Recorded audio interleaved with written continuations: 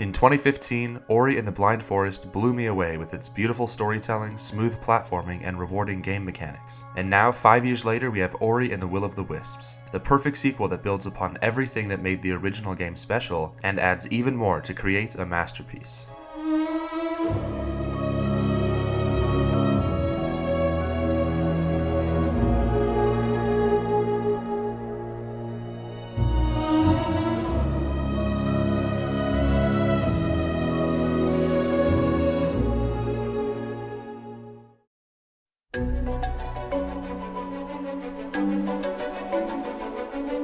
The gameplay in Ori and the Will of the Wisps is smooth, precise, and fun to master. There's something so amazing about controlling this small spirit while platforming through these massive, beautiful landscapes. As you play, you unlock new upgrades and abilities that make navigating these huge areas easier and even more fun. By the end of the game, you will be dashing, bashing, grappling, and gliding all over the map. This is one of those few rare games where the platforming is so good that I actually welcomed new challenges and obstacles. Whenever I saw a tough section up ahead, I eagerly approached it because I was confident I could work my way through and have fun doing it. But the perfect platforming isn't where the gameplay stops. The new and improved combat system makes enemy encounters and boss fights more challenging and enjoyable. I found myself excited whenever enemies showed up, not discouraged. Using all of Ori's weapons to create satisfying combos and take down bad guys never gets old. Boss fights are also tough, thrilling experiences that leave you feeling accomplished. Combine that with the amazing escape sequences and you get some insanely epic and cinematic moments you won't forget. The world of Naiwen is huge and expansive, and every corner is filled with secrets and collectibles. Each area has a unique, beautiful art style and feel, from the cool blue waters of the Luma pools to the dark and mysterious Moldwood depths. The gameplay in Ori and the Will of the Wisps is fantastic. The platforming is flawless, the combat is fun and satisfying, and the world is massive and breathtaking.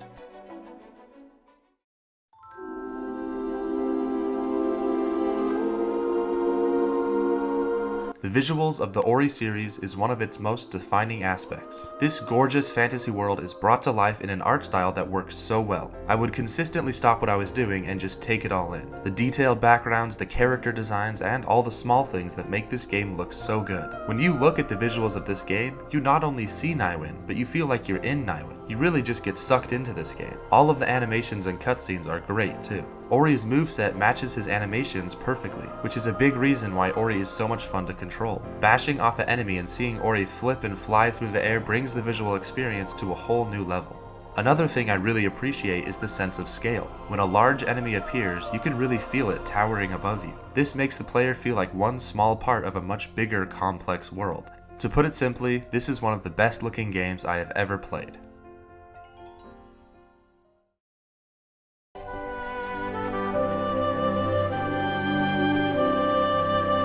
Story is yet another area where Ori excels. The first game delivered an emotional story unlike any other, and once again, Will of the Wisps improves upon the original. Not only are there low beats that will break your heart and leave you crying, but the joyous and happy moments soar high as well. The original characters take more of a back seat this time, allowing for new characters to thrive. Ku is the Owlet daughter of the first game's villain, which already sets up a great connection to the character. And there are way more NPCs and characters in Will of the Wisps compared to Blind Forest, which gives the overall narrative a grander yet more personal feel. The story feels bigger and more important than ever, but the connections and interactions you have with the creatures throughout the world are just as important. As you work your way through the story, you will become tied to these characters, making those important story moments hit a whole lot harder. By the time I finished the main story, I felt like I had truly gone on a wonderful adventure and made plenty of friends along the way. And without getting into spoilers, I really liked the ending. A lot of people seem to have not liked the ending, but for me, it worked. The story isn't cliche or boring either. Ori's journey takes unexpected turns and kept me engaged and interested all the way to the credits.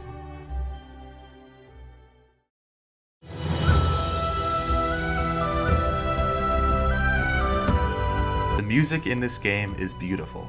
As you explore Naiwen, the wonderful soundtrack accompanies you and adds to the atmosphere of each area. Its sweeping melodies bring the world to life and make the emotional story even better. Listening to each song brings out the same feelings I had while playing the game. Feelings of wonder, excitement, joy, fear, desperation, and so much more. and the music always serves the game in perfect ways. When you are in the middle of an intense chase scene, the music pounds in your ears and creates a great sense of tension. When exploring the dusty, windswept wastes, or the snowy peaks of Bowers Reach, or the darkness of Moldwood Depths, and the safety of the Glades, every area of this game has a matching score that brings the experience to new heights. The music is fantastic, and I won't be forgetting it anytime soon.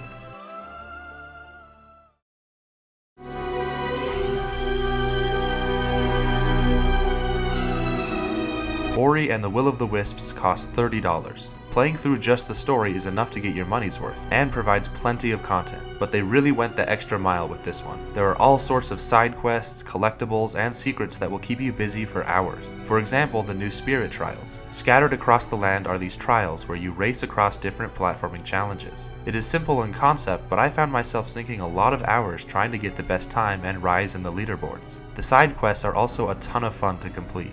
One of my favorite things to do when not advancing the main story was building up the Wellspring Glades. The Wellspring Glades act as sort of a home base for Ori. Many of the important characters reside there, and it's possible to upgrade the Glades and create the perfect home. You do this through Gorlek ore, a collectible you will find throughout the map. I ended up trying to find every piece of Gorlek ore that I could possibly find, as upgrading the Glades was just so rewarding. Collecting Spirit Light and purchasing upgrades is also a good way to spend your time.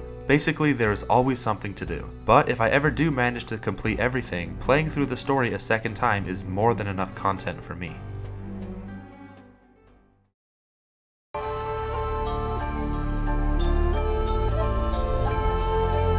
Ori and the Will of the Wisps is a modern masterpiece. Every element works together to form an amazing gaming experience you can't find anywhere else. I was consistently impressed by the gorgeous visuals, emotional story, and stunning soundtrack. I enjoyed every moment I had with this game, and it impacted me in ways few games have. This game easily goes into my best of all time list. I am in awe of this impressive accomplishment by Moon Studios and will gladly give it a perfect score.